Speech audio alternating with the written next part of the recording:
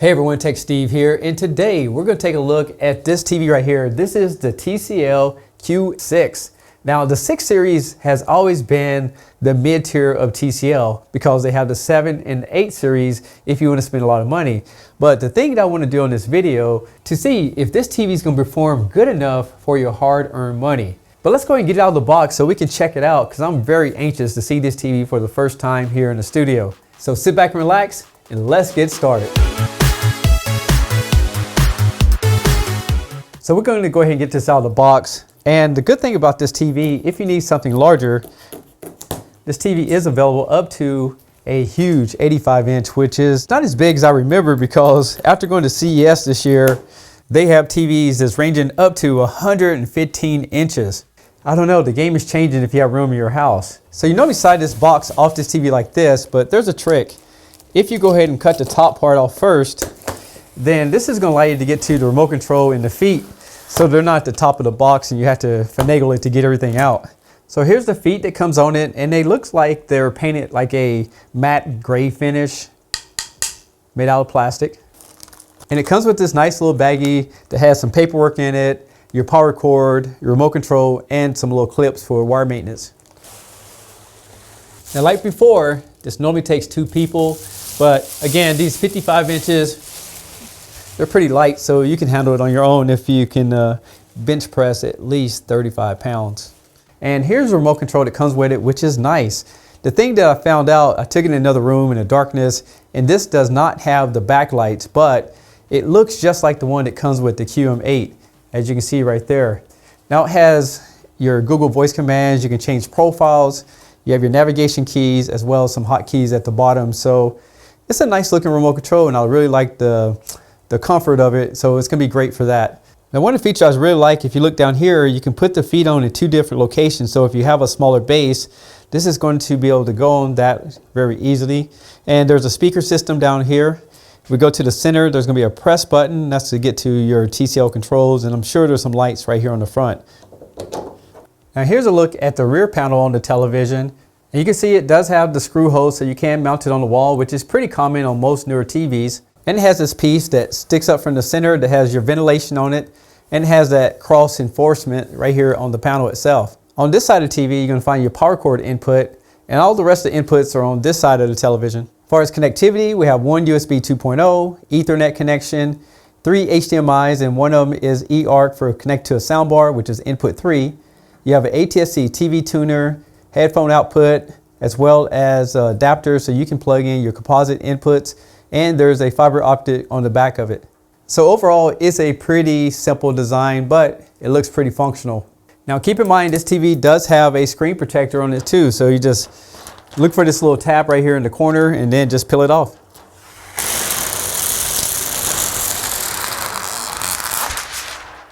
But in order to set it up, you just want to choose your language, choose your country.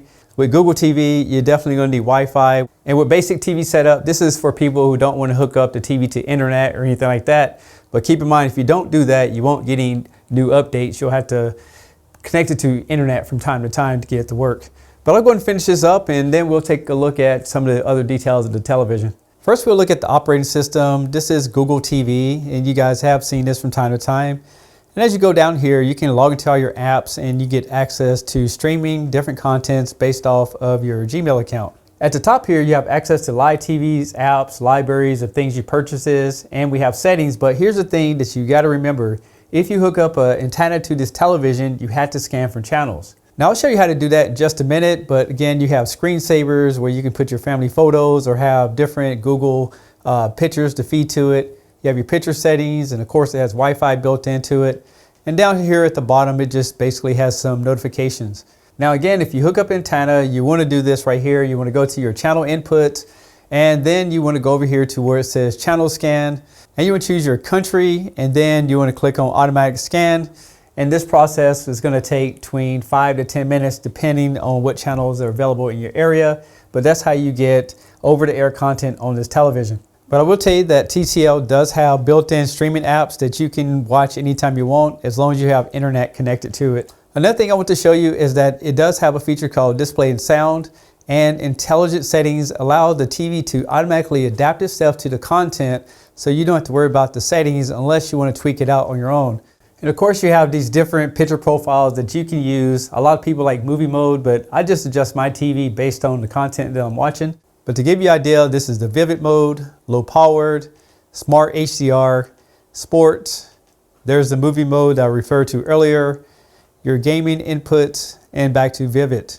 A lot of people do share their Google TVs with other people, so I do recommend that you create a family Gmail account.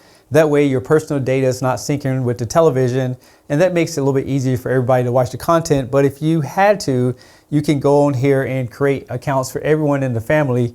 And right here, they can toggle through their different profiles without having to go into the menu system. As far as software, this TV is powered by Android 11, so it doesn't have the new 12 that Hisense is putting in their TVs, which is just very, very minor changes. And as far as storage, we're looking at 11 gigabytes built in. And I did make a video showing you how Google TV, you can move some of the applications to a memory card if you want to do that. Go check it out right after this video. And the last few features in here, we have ambient mode, and that's going to be your screensavers. Your power and energy, has built-in Chromecast, but this TV, as far as I'm seeing, does not have the built-in Amazon Alexa. Now, if you're a gamer, this TV does have some gaming options, but it doesn't have the gaming master that you would find on the QM8 that basically allows you to get the crosshair and all those goodies, but it does have some good features. Now, one thing that I was wanting to do for you on this video is check out the input lag, but check this out. I have this plugged into my HDMI input, and when I hit the input on the television, it doesn't give me an option. And if you go here to edit, it seems like all these inputs are set up to automatic. I even tried to uncheck them, but for some reason, it's not allowing me to hook up different HDMI devices that doesn't have built-in technology that the TV can understand. And I find that very interesting. Now, when it comes to that gaming I was talking about, you can see it says 4K, 60 Hertz here on the Xbox Series X. But the thing that really stands out is that normally you don't get the option to do 120 Hertz because this is a 60 Hertz panel. But when we click on it and switch over to 120 Hertz, this TV will support the 1440p at 120 Hertz, and it is native to the TV. I didn't have to override anything, so that's a pretty sweet feature if you're a gamer and want to get better resolution and faster response time. Under TV details, you can see it will support just about everything except for that 4K 120. And then we go into video modes. This TV will support your auto low latency. It also supports variable refresh rate, and I found that unexpected, but it's becoming a very normal thing that most TVs have now. Also, you're going to get access to the HDR10, HDR, Dolby Vision gaming. So this TV will support just about everything you need for gaming. Again, I couldn't get the input lag because of that issue, but it seems like it will perform very well for you.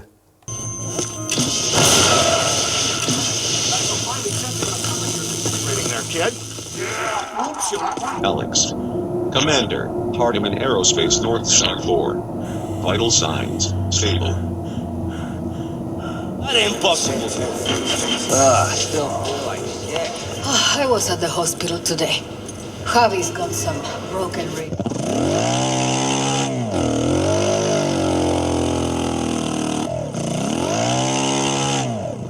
So as a gamer with this television, I think you're gonna be happy overall. I really like the response time on it, the fact that it has variable refresh rate. It pretty much has everything that you need to have on a television except for the gaming master that gives you all that on-screen interface. Next, we're going to talk about picture quality because that's pretty important as well. So let's jump right into it. So watching SDR content, I think the TV looks pretty good. I mean, the contrast seems to be pretty dark and the yellows and reds pop pretty good. But I will tell you that it depends on what you play. You're going to see a lot more brightness in the pictures. In some cases, it can even wash out some of the picture colors.